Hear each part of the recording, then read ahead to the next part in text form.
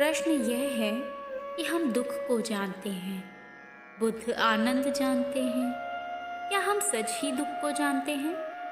यदि हम सच ही दुख को जानते हैं, तो क्यों आनंद की दिशा में नहीं जाते?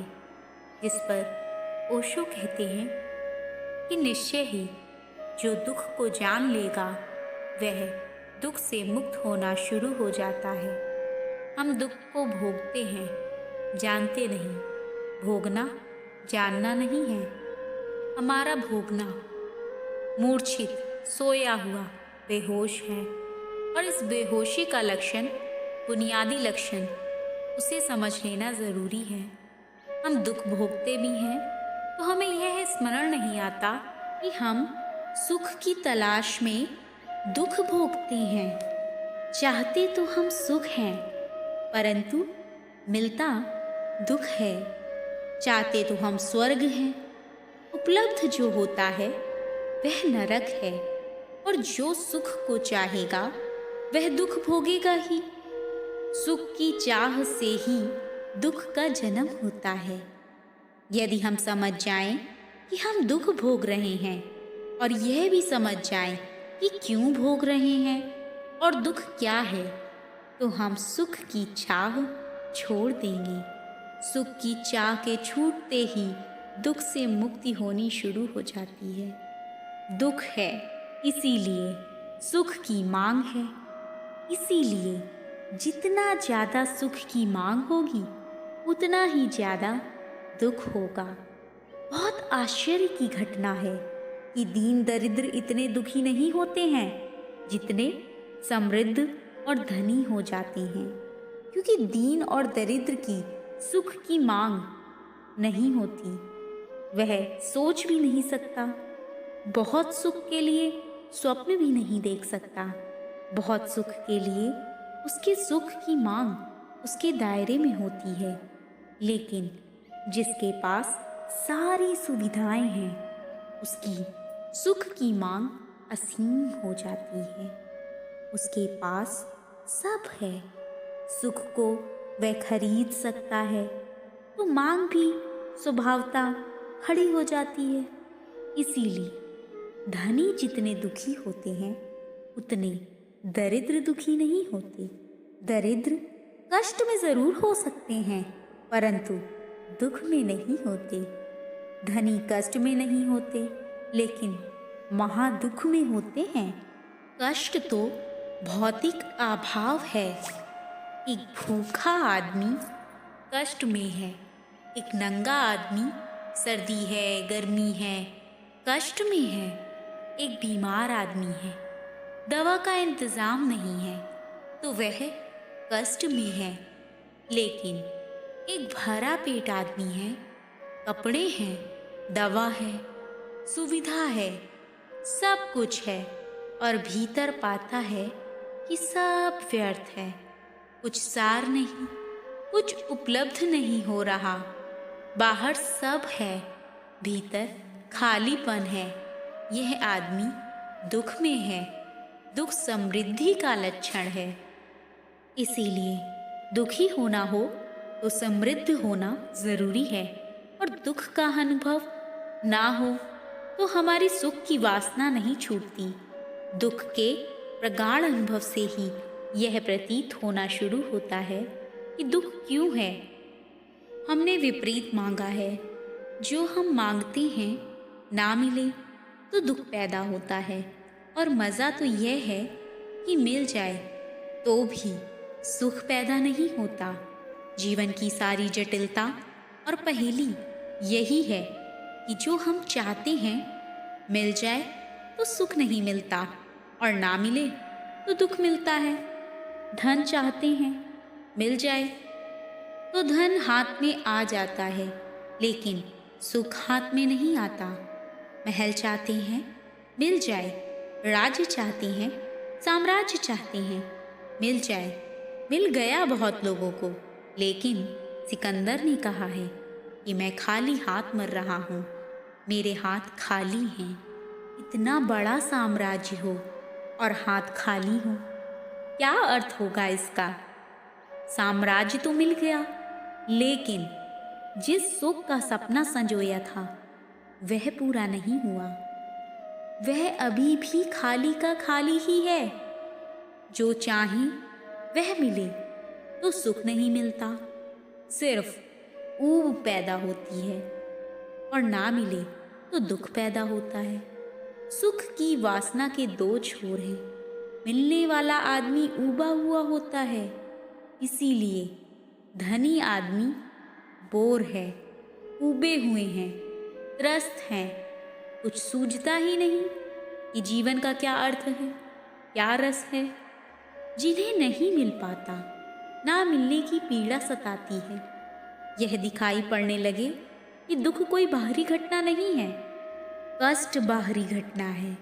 स्मरण रखें, कोई दूसरा आदमी चाहे तो आपको कष्ट दे सकता है, दुख नहीं दे सकता। दुख तो आप ही अपने को दे सकते हैं, वह नीची घटना है। कष्ट दूसरे पर निर्भर है। बुद्ध को भी किसी ने जहर दे दिया, भूल से ही सही, तो भी कष्ट तो दिया ना। शरीर पीड़ित हुआ, मृत्यु भी उसी घटना से घटी। लेकिन बुद्ध को कोई दुख नहीं दे सकता है। कष्ट बाहर से आता है, दुख भीतर का दृष्टिकोण है। इसीलिए कष्ट से भी हम दुख पा सकते हैं, और चाहें तो कष्ट से भी दुख ना पाएं, क्योंकि वह भीतर की व्याख्या है। बुद्ध को जहर दिया, भूल से दिया। किसी गरीब आदमी ने निमंत्रण दिया, भोजन कराया, लेकिन भोजन में विषाक्त सब्जी थी। बिहार में लोग कुकुरमुत्ते इकट्ठे कर लेते हैं। गरीब आदमी वर्षा में कुकुरमुत्ते इकट्ठे कर लेता है, उनको सुखा लेता है, फिर उनका भोजन करते हैं साल भर तक। गरीब आदमी था, कुकुरमुत्ते की सब्जी उसने बुद्ध के लिए बनाई थी। बुद्ध ने खाई तो जहर थी, लेकिन एक ही सब्जी थी, और उस आदमी ने वर्षों इंतजार किया था बुद्ध का, और वह इतने आनंद से बैठकर उन्हें खिला रहा था कि बुद्ध को यह कहना ठीक ना मालूम पड़ा कि सब्जी कड़वी है, उसे दुख होगा। और वह इतना गरीब था कि दूसरी कोई सब्जी ही नहीं थी। और बुद्ध भूखे घर से लौटे तो उसकी पीड़ा अनंत हो जाएगी। इसीलिए बुद्ध चुपचाप उस जहरीली कड़वी सब्जी को खाते रहे। वह तो उसे बाद में पता चला। जब सब्जी उसने बुद्ध के जाने के बाद चखी तो वह हैरान हो गया, वह तो जहर थी। वह भागा हुआ आया, बुद्ध को चिकित्सकों ने देखा। उन्होंने कहा यह विषाक्त था, भोजन और जहर खून में पहुंच गया है, बचना बहुत मुश्किल है। तो बुद्ध ने जो पहला काम किया वह यह है, अपने भिक्षुओं को बुलाकर कहा कि बुद्ध के जीवन में दो व्यक्ति सर्वाधिक महत्वपूर्ण होते हैं। पहला व्यक्ति माँ, जो पहला भोजन देती है, दूध, और अंतिम, जो अंतिम बुद्ध को भोजन कराता है। तो इस व्यक्ति का तुम स्वागत करना, इस व्यक्ति का सम्मान करना, और इतिहास में इसका उल्लेख करना कि यह बुद्ध को अंतिम भोजन देने वाला व्यक्ति है। आनंद ने कहा, आप क्या कह रहे हैं? भिक्षु तो बहुत रुष्ट हैं और डर है कि लोग उस पर हमला ना बोल दें। बुद्ध ने कहा, इसीलिए मैं कह रहा हूँ, उसका तुम सम्मान करना, उसका कोई कसूर नहीं है। लेकिन अनायास ही वह महाभाग को उपलब्ध हुआ कि बुद्ध को उसने अंतिम भोजन दिया है। बुद्ध दुख को भी दुख की भांति नहीं लेते, कष्ट को भी दुख की भांति नहीं लेते। इससे विपरीत भी होता है, हम सुख को भी दुख की भांति ले सकते हैं, क्योंकि वह हमारी व्याख्या पर निर्भर है। मैंने सुना है अमेरिका के एक महानगर में एक होटल का मालिक अपने मित्र से रोज की शिकायतें कर रहा था। धंधा बहुत खराब है और धंधा रोज रोज नीचे गिरता जा रहा है। होटल में अब उतने मेहमान नहीं आते। उसके मित्र ने कहा, लेकिन तुम क्या बातें कर रहे हो? मैं तुम्हारे होटल पर रोज ही नो वैकेंसी की तख्ती लगी हुई देखता हूँ कि जगह खाली नहीं है। उसने कहा, वह तख्ती छोड़ो एक तरफ। आज से 4 महीने पहले कम से कम 100 ग्राहकों को रोज वापस लौटाता था। अब मुश्किल से 15-20 को लौटा रहा हूँ। धंधा रोज गिर रहा है। आदमी की व्याख्याएं हैं, धंधा उतना ही है, लेकिन ग्राहक कम लौट रहे हैं। इससे भी पीड़ा है। धंधे में रत्ती भर का फर्क नहीं पड़ा है, लेकिन वह आदमी दुखी है और उसके दुख में कोई शक करने की जरूरत नहीं है। उसका दुख सच्चा है, वह भोग रहा है दुख। दुख हमारी व्याख्या है। कष्ट बाहर से मिल सकता है, इसीलिए कष्ट से तो बुद्ध भी पार नहीं हो सकते। जब तक शरीर है तब तक कष्ट दिया जा सकता है, लेकिन दुख देने का कोई उपाय नहीं है, क्योंकि कष्ट बाहर ही रह जाएगा। उसकी दुख की भांति व्याख्या नहीं की जाएगी। तो 2 बातें स्मरण रखें। हम दुख जानते हैं, ऐसा मत कहें हम दुख भोगते हैं। बुद्ध आनंद भोगते हैं।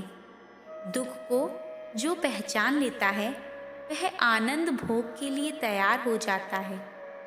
दुख के पूरे यंत्र को जिसने समझ लिया वह दुख के बाहर होना शुरू हो जाता है। और पूछा है कि हम आनंद की दिशा में क्यों नहीं रह जाते, जिस पर ओशो कहते हैं, अपनी तरफ से तो हम जीते ही हैं, पहुंचते नहीं। अपनी तरफ से तो प्रत्येक व्यक्ति आनंद की ही तलाश करता है। ऐसा आदमी तो खोजना मुश्किल है जो आनंद की तलाश ना करता हो। यह दूसरी बात है कि उसकी तलाश भ्रांत हो। वह जहाँ खोजता हो वहाँ आनंद ना मिलता हो। वह जिन ढंगों से खोजता हो वे ढंग दुख में ले जाते हों। आनंद को सभी खोजते हैं। उस संबंध में कोई भेद नहीं है। बुद्ध में और अबुद्ध में, ज्ञानी में और अज्ञानी में भेद विधि का है। बुद्ध इस ढंग से खोजते हैं कि पा लेते हैं, और हम इस ढंग से खोजते हैं कि नहीं पाते। ढंग सिर्फ फर्क का है, खोज का कोई फर्क नहीं है, लक्ष्य का कोई फर्क नहीं है। चाहते तो हम भी आनंद ही हैं, लेकिन चाह कर भी दुख पैदा होता है तो जरूर कहीं कोई भूल चाह में ही हो रही है। इसे 2-3 हिस्सों में समझ लेना जरूरी है। पहली बात जो महत्वपूर्ण है, हमारा सुख या जिसे हम आनंद कहते हैं वह सदा ही भविष्य में होता है और आने वाले कल में होता है। ध्यान रहे, भूल शुरू हो गई। अस्तित्व अभी और यही है, और आपने कल की वासना शुरू कर दी जो कि नहीं है। आप अस्तित्व के बाहर भटक गए। जो भी मिल सकता है वह अभी और यही मिल सकता है। कल तो कुछ भी नहीं मिल सकता, क्योंकि कल कभी आता ही नहीं। कल का कोई अस्तित्व ही नहीं है। वह नासमझ आदमी की दौड़ है। नासमझ अपनी वासना के कारण कल को ही सोचता रहता है। बुद्ध से उनके एक भिक्षु सारिपुत्त ने पूछा है कि मैं आनंद को कैसे खोजूं? तो बुद्ध ने कहा, तू खोज छोड़ अभी और यहीं सिर्फ मौजूद रहे। खोज की कोई आवश्यकता ही नहीं है। आनंद यही है, तू भागा हुआ है, इसीलिए जो यही है उससे तेरा मिलन हो ही नहीं पा रहा। आनंद कोई वस्तु नहीं है जो भविष्य में मिल जाएगी। वह हमारे जन्म के साथ हमारे हृदय की धड़कन में बसी है। आनंद हमारा स्वभाव है, उसे खोजने की कोई आवश्यकता नहीं है। खोजने की वजह से ही हम उससे चूकते हैं। खोजें मत, उसे अभी इसी क्षण में पकड़ें, उसे कल पर मत टालें। दुखी आदमी वही आदमी है जो सुख को